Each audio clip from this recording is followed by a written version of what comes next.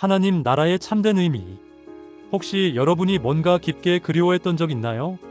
어쩌면 한번 누렸던 것을 다시 경험하고 싶어 했던 적도 있을 거예요. 오늘 이야기는 사람들이 원했던 것과 정말로 필요했던 것이 얼마나 다를 수 있는지를 보여주는 이야기입니다. 어떤 바리새인들이 예수님께 나와 물었습니다. 하나님의 나라가 어느 때에 임하나이까? 침례 요한이 나팔 소리가 온 땅에 울리는 것처럼 천국이 가까웠느니라는 기별을 전한 지도 벌써 3년 이상이 지났어요. 하지만 아직도 이 바리새인들은 왕국이 설립되었다는 아무런 증거를 보지 못했습니다. 요한을 거절하고 매 발걸음마다 예수님을 반대한 많은 사람들은 예수님의 사명이 실패했다고 암시하고 있었어요. 그들이 기대했던 것이 뭔지 생각해 보세요. 아마도 군대가 일어나고 로마가 무너지고 유대가 독립국이 되고 예루살렘이 세계의 수도가 되는 장면일 거예요. 눈에 띄는 변화, 정치적 권력의 이동, 세상이 모두 볼 수 있는 극적인 사건. 그것들이 바리새인들이 상상한 하나님의 나라였던 것입니다. 하지만 예수님의 대답은 그들의 기대를 완전히 뒤집어 놓았습니다. 예수님은 하나님의 나라는 볼 수 있게 임하는 것이 아니요 또 여기 있다, 저기 있다고도 못하리니 하나님의 나라는 너희 안에 있느니라고 말씀하셨습니다. 이 말씀이 얼마나 중요한지 아세요? 하나님의 나라는 마음에서 시작된다는 거예요. 하나님의 나라가 임하는 표로 세속적 권력이 나타나는 것을 보기 위해 이곳저곳을 바라보지 말라는 것입니다. 제자들을 돌아보시면서 예수님은 때가 이르리니 너희가 인자의 날 하루를 보고자 하되 보지 못하리라고 말씀하셨습니다. 그것에는 세속적인 화려함이 수반되지 않기 때문에 그들이 영광스러운 예수님의 사명을 분별하지 못할 위험이 있다는 거였어요. 예수님은 계속해서 말씀하셨습니다. 그대들이 비록 인성에 가리웠지만 사람의 생명과 빛이 되는 그분이 그대들과 같이 있는 현재의 기회가 얼마나 큰 특권인지를 깨닫지 못하고 있다고요. 그대들이 지금 누리고 있는 기회, 즉 하나님의 아들과 같이 담화하며 길을 걸어가는 그러한 기회를 사모하는 마음으로 돌아보게 될 날이 올 것이라고 하셨습니다. 여기서 정말 깊은 진리가 있어요. 예수님의 제자들까지라도 그들이 지닌 이기심과 세속적인 욕망 때문에 예수님이 나타내고자 하신 영적 영광을 이해할 수 없었다는 것입니다. 제자들이 구주의 품성과 사명을 충분히 깨달은 것은 그리스도께서 아버지에게로 승천하시고 신자들에게 성령을 부어주신 후의 일이었어요. 생각해보세요. 제자들은 예수님과 함께 살았어요.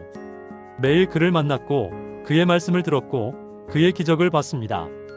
그런데도 그를 완전히 이해하지 못했다니요. 왜 그랬을까요? 왜냐하면 그들도 우리처럼 인간이었기 때문입니다. 그들도 세속적 생각, 정치적 야망, 자신의 욕망에 가려져 있었던 것입니다.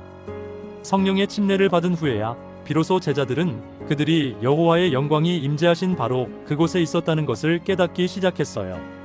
그리스도의 말씀이 그들의 기억에 되살아날 때에 그들의 마음은 열려서 예언들을 이해하고 예수님이 행하신 이적을 깨달을 수 있었습니다. 정말로 놀라운 변화가 일어났습니다. 경이로운 예수님의 생애가 저희 눈앞에서 지나갔으며 그들은 꿈에서 깬 사람들과 같았어요. 제자들은 말씀이 육신이 되어 우리 가운데 거하심에 우리가 그의 영광을 보니 아버지의 독생자의 영광이요 은혜와 진리가 충만하더라는 말씀을 깨달았습니다. 그리스도께서는 타락한 아담의 자녀들을 구원하시려고 실제적으로 아버지를 떠나 죄 많은 세상에 오셨던 것입니다. 제자들은 이 모든 사실을 깨닫기 전보다 이제 자신들이 더욱 하찮음을 깨달았어요. 그리고 제자들은 예수님의 말씀과 하신 일을 되풀이해 말하는데 결코 실증을 느끼지 않았습니다. 어렴풋이 이해해 왔었던 그리스도의 교훈들이 이제 새로운 계시처럼 제자들에게 똑똑히 제시되었거든요. 성경은 제자들에게 새로운 책이 되었습니다. 여기서 우리가 배워야 할 것이 있어요. 도마는 그리스도께서 로마 군인들에게 입으신 상처에 그의 손가락을 넣어보기 전에는 믿으려고 하지 않았습니다. 베드로는 예수님께서 천대받으시고 거절당하실 때에 그를 부인했었어요. 이와 같은 쓰라린 기억들이 또렷하게 그들의 뇌리에 되살아났습니다. 그들은 예수님과 함께 있었으면서도 그를 알지 못했고 옳게 평가하지도 못했어요. 하지만 자신들의 불신을 깨달았을 때 이 모든 일이 이제 얼마나 그들의 마음을 분기시켰는지 아세요? 그들은 자신들이 경험한 가장 큰 특권을 놓쳤다는 것을 깨달았던 것입니다. 그리고 정말로 놀라운 변화가 일어났습니다. 제사장들과 관원들이 연합하여 그들을 대적하고 공회 앞으로 끌고 가서 옥에 넣었을 때라도 예수님을 따르는 자들은 그 이름을 위하여 능욕받는 일에 합당한 자로 여기심을 기뻐했어요. 제자들은 사람들과 천사들 앞에서 그들이 그리스도의 영광을 알고 있다는 것을 밝히기를 기뻐했으며 모든 것을 잃어버릴지라도 그리스도를 따르기로 선택했습니다. 여기가 정말 중요한 포인트예요. 성령의 조명이 없이는 인간이 그리스도의 영광을 분별할 수 없다는 것은 사도 시대처럼 오늘날에도 사실입니다. 진리와 하나님의 사업은 세상을 사랑하고 타협하는 그리스도교로 말미암아 옳은 평가를 받지 못합니다. 아니라고 세속적인 영광과 세상과 일치하는 길 가운데서는 주님을 따르는 자들을 찾을 수 없어요. 그들은 수고와 비천과 비난의 길에서 멀리 앞선 자들입니다. 그리고 정사와 권세와 이 어두움의 세상 주관자들과 하늘에 있는 악의 영들에게 대하여 싸우는 전쟁 마당에서 말입니다. 그리스도께서 계시던 시대처럼 오늘날도 그들은 이 시대의 제사장들과 바리새인들에게서 오해와 비난과 압박을 받고 있습니다. 이제 정말로 중요한 질문을 던져야 해요. 하나님의 나라가 정말 무엇일까요?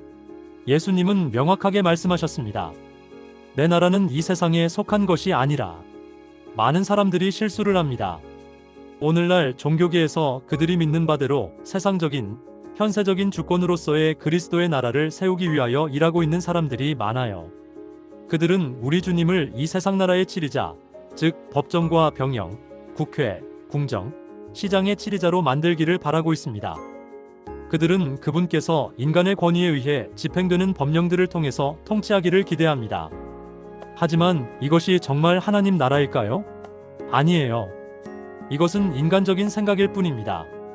예수님이 사시던 그 당시의 정부는 부패하고 강압적이었습니다. 도처에서 토색과 편협과 잔인한 압제 등의 악패들을 호소하고 있었습니다. 그럼에도 불구하고 구주께서는 사회개혁을 시도하지 않으셨어요. 예수님은 국가의 권력 남용을 공격하지도 않으셨고 국가의 원수를 정죄하지도 않으셨습니다. 왜 그랬을까요? 왜냐하면 구제책이 단순히 인간적인 그리고 외적인 조치에 있지 않았기 때문입니다. 구제책이 효과가 있으려면 반드시 사람들에게 개인적으로 미쳐야 하고 반드시 마음을 개심시켜야 한다는 거예요. 여기가 핵심입니다. 그리스도의 나라는 법정이나 회의나 입법기관의 결정 또는 세상의 위인들의 후원을 얻어 설립되는 것이 아니라는 거죠. 그리스도의 성품을 성령의 도우심으로 인간의 마음에 심음으로 이루어진다는 것입니다. 영접하는 자, 곧 그 이름을 믿는 자들에게는 하나님의 자녀가 되는 권세를 주셨으니 이는 혈통으로나 육정으로나 사람의 뜻으로 나지 아니하고 오직 하나님께로서 난 자들이니라. 여기에 인류를 향상시킬 수 있는 유일한 능력이 있습니다. 그래서 이 사업을 성취하기 위한 인간의 일은 하나님의 말씀을 가르치고 또 실행하는 것입니다. 단순해 보이죠? 하지만 이것이 정말 중요합니다. 사도 바울은 인구가 조밀하고 부요하고 사악하고 이교의 이루 말할 수 없는 악습으로 더럽혀진 고린도에서 그의 봉사를 시작하면서 이렇게 말했습니다. 내가 너희 중에서 예수 그리스도와 그의 십자가에 못 박히신 것 외에는 아무것도 알지 아니하기로 작정하였음이니라. 그 후 바울은 가장 더러운 죄로 말미암아 부패되었던 어떤 자들에게 편지할 때에 이렇게 말할 수 있었습니다.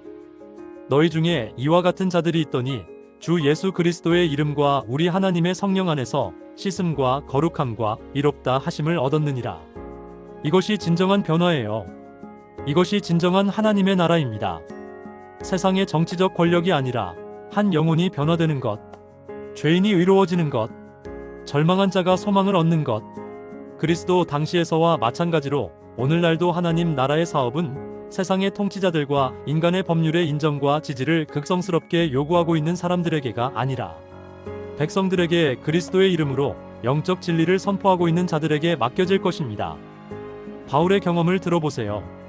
내가 그리스도와 함께 십자가에 못 박혔나니 그런즉 이제는 내가 산 것이 아니요 오직 내 안에 그리스도께서 사신 것이라. 이것이 진정한 항복이에요. 이것이 진정한 변화입니다. 그렇게 될 때 그들도 바울처럼 사람들의 유익을 위하여 일하게 됩니다. 바울은 이러므로 우리가 그리스도를 대신하여 사신이 되어 하나님이 우리로 너희를 권면하시는 것 같이 그리스도를 대신하여 간구하노니 너희는 하나님과 화목하라라고 말했습니다. 여러분, 오늘 우리가 배운 가장 중요한 교훈이 뭔지 아세요? 그것은 이것입니다. 우리가 찾고 있던 하나님의 나라는 이미 우리 안에 있다는 것. 그것은 우리 마음에 시작된다는 것. 그리고 정치적 권력이나 세속적인 변화가 아니라 한 영혼의 변화가 진정한 승리라는 것입니다. 오늘 하루도 저와 함께 해주셔서 감사합니다. 다음 영상에서 또 만나요. 여러분이 항상 그 하나님의 나라, 즉 당신 마음 안에 그리스도의 나라를 소중히 여기며 살아가기를 진심으로 바랍니다.